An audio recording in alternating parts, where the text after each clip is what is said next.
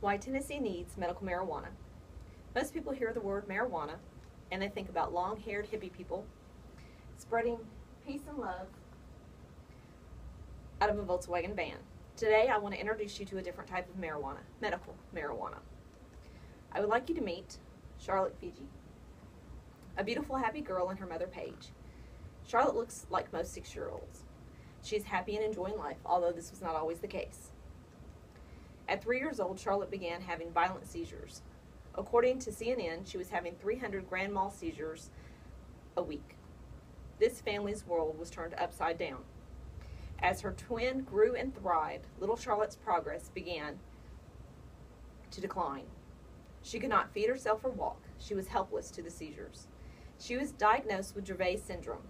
According to WebMD, is a rare genetic epileptic dysfunction of the brain. After many trips to the emergency room and doctor's visits, which included multiple resuscitations, after her heart failed, the family was desperate to find relief for their child, and they turned to medical marijuana.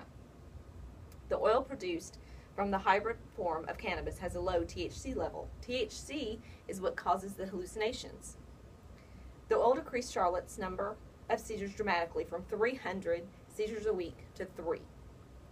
The Epilepsy Foundation calls for further studies into the use of cannabis oil for treatment of seizures. More research and laws to support medical marijuana use are needed to provide relief to these families. The Epilepsy Foundation of Southeast Tennessee reports that 2.3 million Americans live with epilepsy, and the foundation supports the rights of people, patients, and families living with seizures and epilepsy to access physician-directed care, including medical marijuana. In 1998, my oldest daughter was diagnosed with epilepsy. At the age of 5 years old, the type of seizures were petit mal. That's the small ones. My daughter was having seizure activity every 3 seconds. She was unable to feed herself or simply to say her ABCs. This was a devastating turn for a child who had never been sick. She was seen at Vanderbilt's Children's Hospital by the lead children's neurologist. We were able to lessen the seizures but never stop them completely. There were many health and behavioral problems related to the epilepsy throughout her childhood and teenage years. As a teenager, she developed grand mal seizures. These placed her in dangerous, life-threatening situations. As an adult today, she continues to struggle with seizure activity. Had the medical marijuana been available as a form of treatment when she was younger, it may have improved her life and reduced some of the struggles that we faced and are still dealing with today.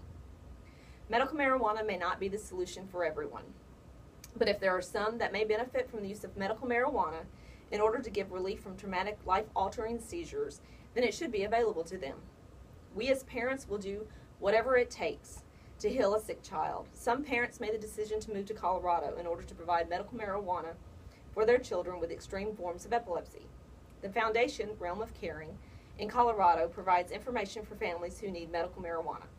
On the site, there's a link to Charlotte's web. This is the cannabis oil named after Charlotte Fiji. Seeing your child suffering places a parent in a desperate state. This will cause a parent to pick up their entire lives, as the Fiji family did, in order to care for their child. The state of Tennessee should legalize medical marijuana so these parents and children have a fighting chance at a normal life and provide relief for their children. Medical marijuana is not the marijuana we hear about being sold on the street corner. It is a way to provide a normal life for those who are desperate to provide relief for their family members who suffer from extreme forms of epilepsy. They deserve every opportunity to live a normal life.